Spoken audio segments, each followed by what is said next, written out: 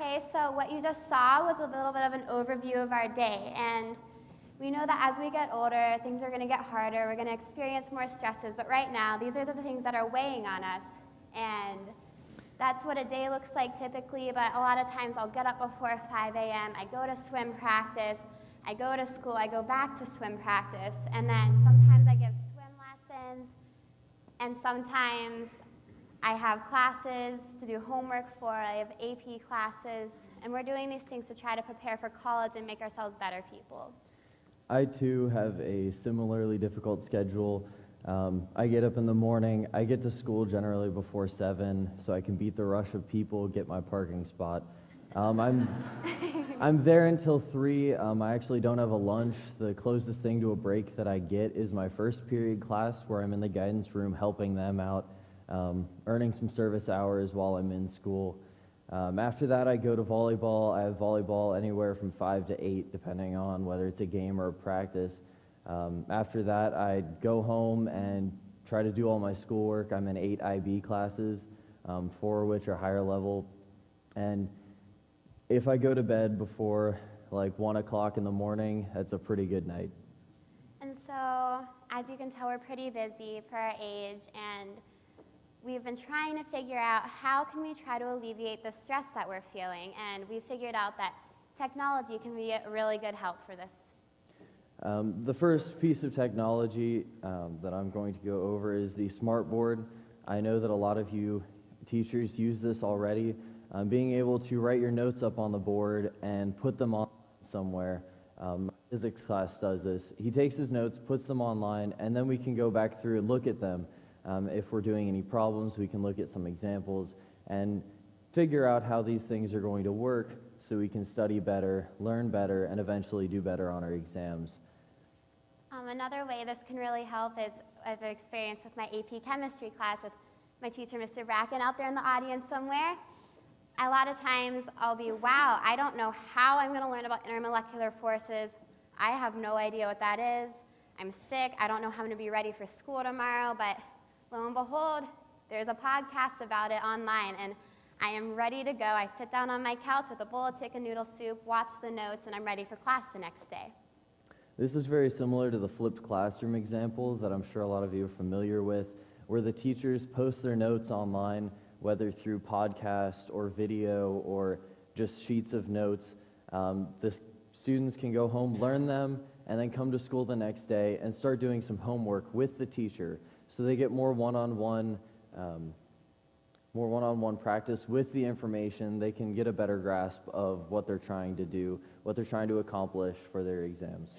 And another type of technology we can use is Remind 101, where our teachers will send out text messages, and we always have our cell phones on us because we're teenagers.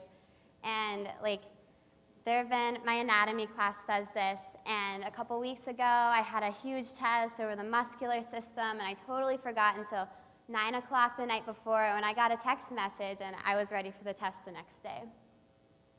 Another important thing, we're talking about all this technology, we're always on Facebook, we're always on Twitter, but the most important part about all of this is finding the right balance to be successful. If we can find that balance and do that every day, that's what it takes, and that's what we strive for. Balance is a very difficult thing for us to find in our lives. I believe it was yesterday or today, a girl posted in a New York newspaper about why she thought that she didn't get into the colleges that she wanted to. And what she had to say was a little racially slurred, but her point was still valid, that kids have to be the best that they can be. They have to be in all of these extracurricular activities. They have to take leadership positions. They have to do service hours, be creative, be active in their community while also getting good grades and participating in sports. So as we're studying for all this stuff and using technology, sometimes it's really hard to keep on going, but I guess what our point is, when our teachers can help us out and use this technology to make us feel more prepared for the next day at school and just ready for college and ready to have good grades for our college application, it's just really nice to be able to have this balance. Oh, look, I have a message now from my Spanish teacher. I should probably go study for this. So, Thanks for listening. Thank you for listening.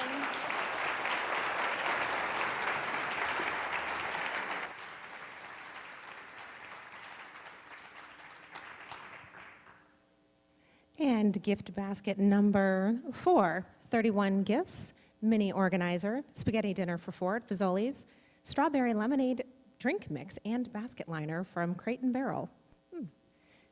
Ooh. And this goes to Melissa Krimpaski. Please stand up, Melissa.